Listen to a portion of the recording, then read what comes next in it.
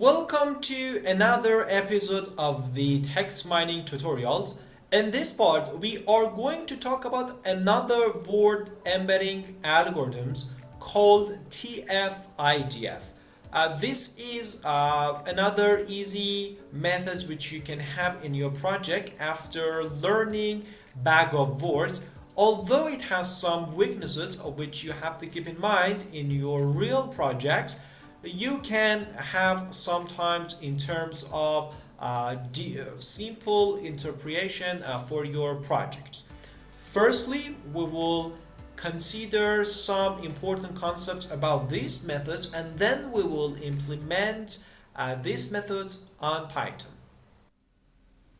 After learning the bag of words as the simplest and easiest algorithm for the word embedding, it's now time to talk about the TF-IDF as the second algorithm. TF is standing for term frequency, and the IDF stands for inverse document frequency. Actually, TF-IDF is a useful method for representing documents as vectors, emphasizing the importance of terms in individual documents. While it shares some strength and weakness with the bag of words approach, it introduces a weighting scheme that emphasizes term importance across the entire corpus. However, it still lacks the ability to capture semantic relationships between words. Uh, there are three important terms here which we have in comparison with the bag of words. It is a little more complex in terms of how to consider the weight for each word rather than just counting the repetition of them within the text. The first term is about the term frequency. It measures how often a term or word occurs in a document, as you can see. So it is calculated as a ratio of the number of occurrences of a word to the total number of the words in the document. The Actually, this was the definition of the term frequency. The second one is the inverse document frequency. This one measures the importance of a term across a collection of documents. It is calculated by the logarithm of the ratio of the total number of documents to the number of documents containing the term. And finally, we have TF-IDF weight, which is the score for a term in a document as the product of its TF and IDF scores. So this algorithm weights the words based on these formula rather than just calculating. And because of that, it has some strength in comparison with a simple algorithm like bag of words. The first one is in terms of term importance. TF-IDF assigns higher weights to terms that are frequent in a specific document but rare across the entire corpus, capturing their importance. The second one is that it reduces the impact of common terms. Common words that appear in many documents receive lower TF-IDF weights as their IDF values are high, and this is because of the term logarithm which we have in this formula. The third one is about the document discrimination, which means TF-IDF helps discriminate documents based on the importance of terms specific to each document. And finally, we have some problem in terms of the semantic information, as I told you before. Similar to bag of words, TF-IDF does not capture semantic relationship between words. It treats words as independent entities. This is the problem that until now we have, and we should talk about this problem in other algorithm which tries to actually remove this challenge in the word embedding context. Now we want to see how we can apply TF-IDF for our project in Python. First of all, I import two libraries which we need. The first one is pandas, and the second one is for TF-IDF. I import TF-IDF from scale-learn feature extraction dot text, and I import TF-IDF vectorizer. Then I run my code. In the next step, I want to add those three sentences which we had. And then I want to apply the TF-IDF for these three sentences which I explained you in previous tutorials. The first sentence is that e-commerce is one of the industries most affected by big data. The second one is previous research on big data analytics in e-commerce focused only on particular applications. And the third one is that online review analytics is the most valuable application of big data in e-commerce. Now I want to see how I can apply the TF-IDF for my data.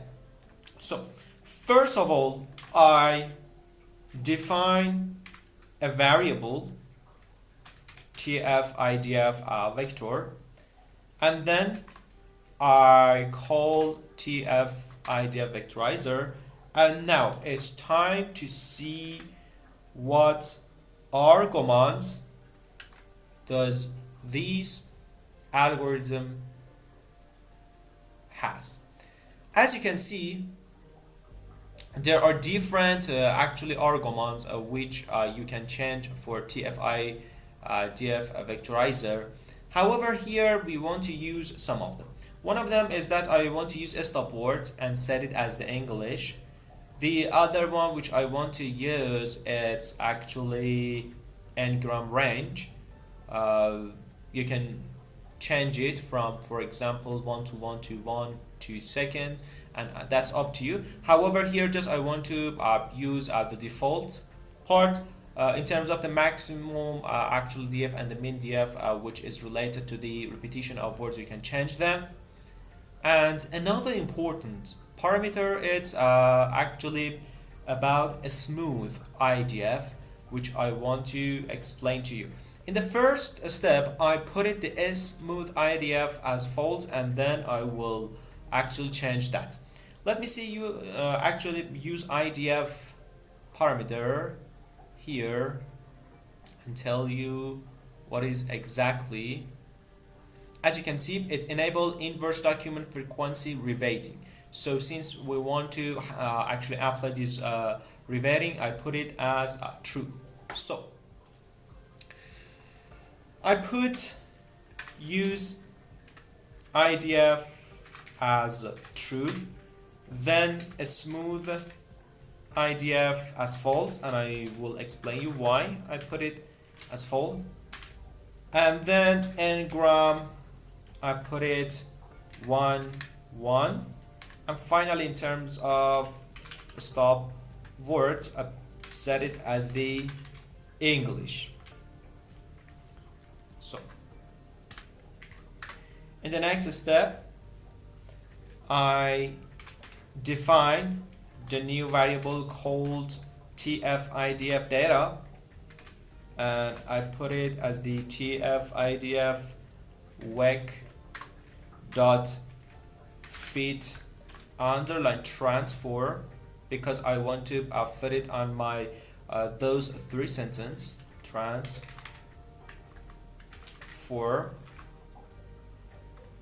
I should return a list of my sentence, and finally in the last step, I want to make a data frame in which we can see the vectors for each word in the separation for sentences. So I define TF-IDF data frame, I use pandas data frame TF-IDF data to array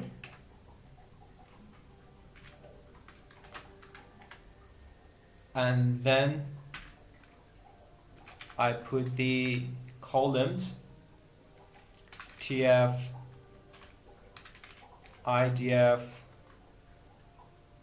vec. Here we have argument get feature names out, which returns the name of vectors. Let me run it. I hope no error. Okay, and in the next step I want to see TF-IDF actually data frame. And as you can see, we have three rows, row 0, 1, and second, which are associated with sentence 1, sentence 2, and sentence 3. And on the columns, we have the words which we had. As you can see, this is the vector for each sentence. In bag of words, here we had the count of words. However, here we have the weight of each word based on that actually equation which we saw for the TF-IDF.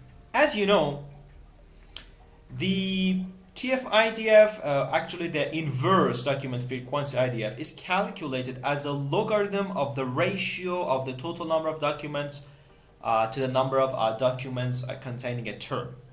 To avoid division by zero errors and to handle terms that may not be appear in the corpus, I mean in the training data which we have, a common practice is to add a small constant to a denominator.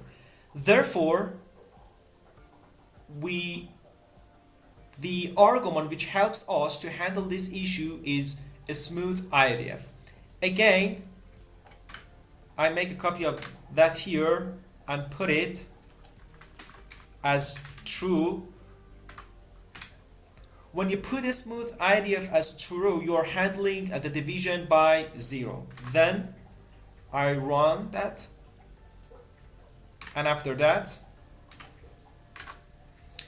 as you can see, the value has been changed when you change the smooth IDF. So whenever you have not the words in your training data because of the calculation based on a logarithm, the denominator would be equal to 0, and in order to handle that you can use this smooth IDF. So this is another approach for calculating the vector of the words. And as you can see now in the text data, we have the vectors, and we can use this vector for text classification, for text clustering, and other applications of text mining, which we will cover in the text mining project.